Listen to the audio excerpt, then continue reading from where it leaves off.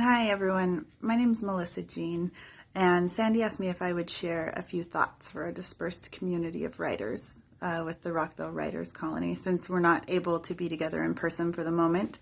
I've taught a couple of retreats at Rockville, one on mindfulness practices for creative writers and one on nature writing, and we had a planned repeat of the nature writing retreat coming up in April to celebrate Earth Day, but that is on hold for the moment.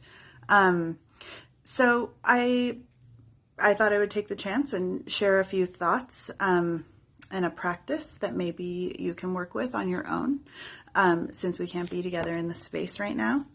I've had the last couple weeks, as things have been super weird for all of us, I've had this line from a friend's Write poem running through my head, almost like when you get a song stuck in your head, just over and over again. And the line is, no one is a stranger, the whole world is your home. And it's been in there like a mantra. And sometimes it's felt comforting. And sometimes I've felt very exasperated with it. It's hard. It's been hard at moments to feel into how the whole world is my home when I feel like my mobility is restricted in a way that I am not accustomed to, and many of us aren't accustomed to.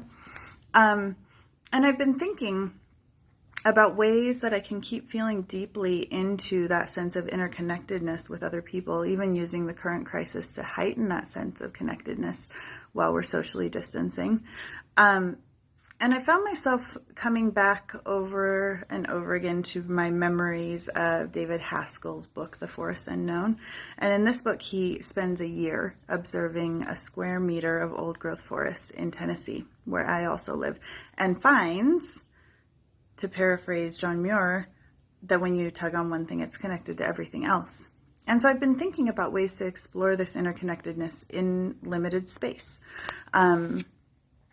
And I'd like to offer this exercise to you too as something that you can do. Sometimes we think that to write about nature, we have to go far afield and go to famous places and incredibly beautiful places and exotic places and places unfamiliar to us.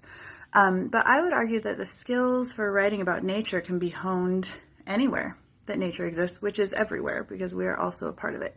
Even though we talk about nature sort of, sometimes we want to act like humans aren't embedded in it in every way, but we are. So this exercise can be done close to home. It can be done anywhere. If you have a yard, or if there's a tree on your street, or a place where there are weeds growing in the cracks in the sidewalk. The idea of this exercise is to just go to that place and just sit there for as long as you want to. You can set a timer for 20 minutes or 30 minutes or an hour, or if you are a person who has a lot of extra time right now, you can stay all day if you want to. But just set a timer and just sit in that place and listen and see if you can notice the difference between thinking about the place where you are and listening to the place where you are. I think often about an interview with Ada Limon, the poet, where she says that poetry is a religion of noticing things, and which is also a lot of what mindfulness is. So sitting in this space, feeling into the experience of being in this place and practicing just noticing. There will be things to notice about the space itself, plants or creatures or other tiny organisms, relationships between plants and creatures. There's always a lot to notice, constantly. And there may also be things to notice that come up in you as you're observing and as you're practicing this religion of noticing things.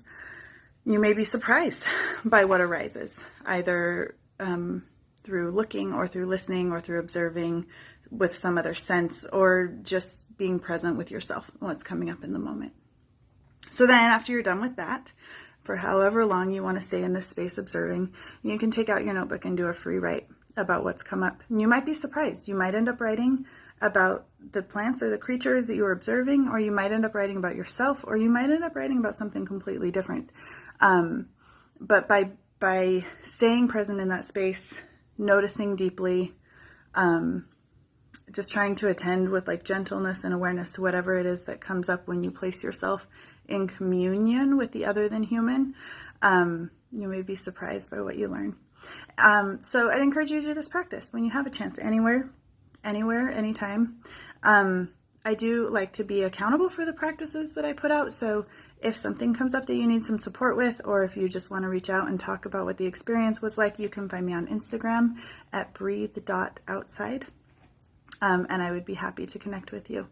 But just encouraging you to try and stay present with yourself and with the world. And even if the world feels smaller, taking opportunities to feel into the profound interconnectedness that all of us are experiencing in this moment and always.